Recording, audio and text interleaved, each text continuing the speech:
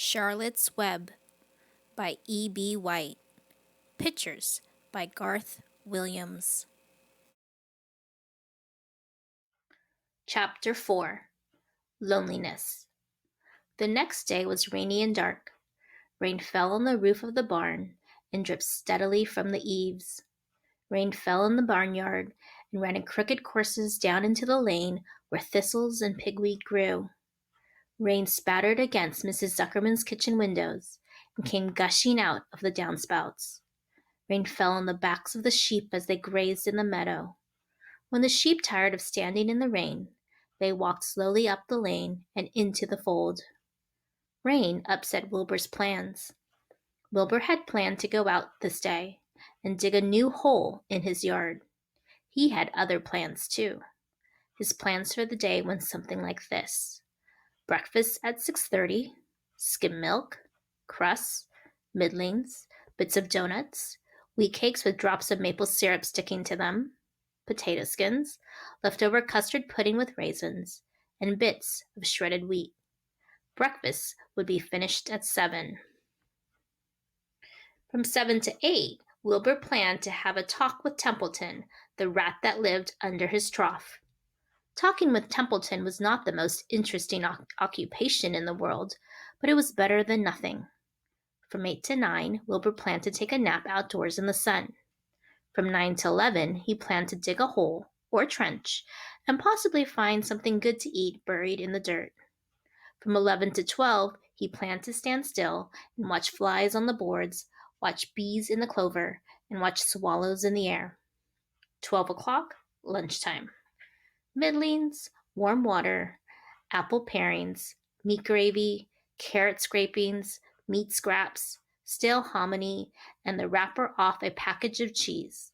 Lunch would be over at 1. From 1 to 2, Wilbur planned to sleep. From 2 to 3, he planned to scratch itchy places by rubbing against the fence. From 3 to 4, he planned to stand perfectly still and think of what it was like to be alive, and to wait for Fern. At 4 would come supper: skim milk, provender, leftover sandwich from Lurvy's lunchbox, prune skins, a morsel of this, a bit of that, fried potatoes, marmalade drippings, a little more of this, a little more of that, a piece of baked apple, a scrap of upside-down cake. Wilbur had gone to sleep thinking about these plans. He woke at 6 and saw the rain, and it seemed as though he couldn't bear it. "I get everything all beautifully planned out, and it has to go and rain," he said. For a while he stood gloomily indoors. Then he walked to the door and looked out. Drops of rain struck his face. His yard was cold and wet. His trough had an inch of rainwater in it. Templeton was nowhere to be seen. "Are you out there, Templeton?" called Wilbur. There was no answer. Suddenly, Wilbur felt lonely and friendless. "One day, just like another," he groaned. "I'm very young.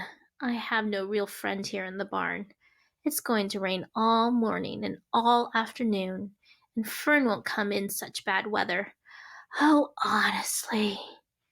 And Wilbur was crying again, for the second time in 2 days. At 6:30, Wilbur heard the banging of the pail. Lurvy was standing outside in the rain, stirring up breakfast. "Come on, pig," said Lurvy. Wilbur did not budge. Lurvy dumped the slops, scraped the pail, and walked away. He noticed that something was wrong with the pig. Wilbur didn't want food. He wanted love. He wanted a friend, someone who would play with him. He mentioned this to the goose, who was sitting quietly in the corner of the sheepfold. "Will you come over and play with me?" he asked. "Sorry, Sonny, sorry," said the goose. "I'm sitting on my eggs. 8 of them. Gotta keep them toasty warm. I have to stay right here. I'm no flibberty gibber. I do not play when there are eggs to hatch. I'm expecting goslings." "Well, I didn't think you were expecting woodpeckers," said Wilbur bitterly. Wilbur next tried one of the lambs. "Will you please play with me?" he asked. "Certainly not," said the lamb. In the first place, I cannot get into your pen, as I am not old enough to jump over the fence. In the second place, I am not interested in pigs. Pigs mean less than nothing to me. What do you mean, less than nothing? Replied Wilbur. I don't think there is any such thing as less than nothing. Nothing is absolutely the limit of nothingness. It's the lowest you can go. It's the end of the line. How can something be less than nothing? If there were something that was less than nothing, then nothing would be nothing. It would be something, even though it's just a very little bit of something. But if nothing is nothing, then nothing has nothing that is less than it is.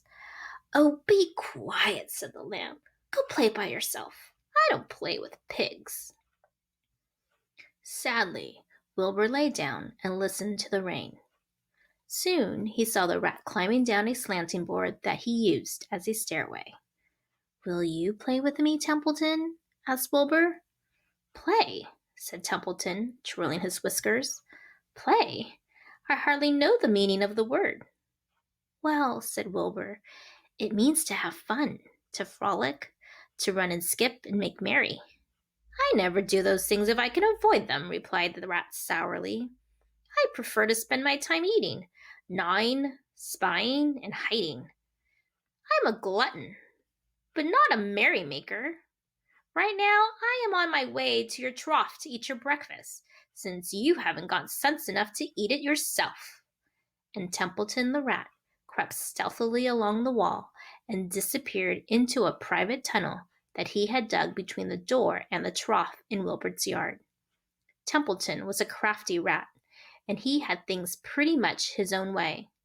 The tunnel was an example of his skill and cunning. The tunnel enabled him to get from the barn to his hiding place under the pig trough without coming out into the open. He had tunnels and runways all over Mr. Zuckerman's farm and could get from one place to another without being seen. Usually he slept during the daytime and was abroad only after dark. Wilbur watched him disappear into his tunnel. In a moment he saw the rat's sharp nose poke out from underneath the wooden trough.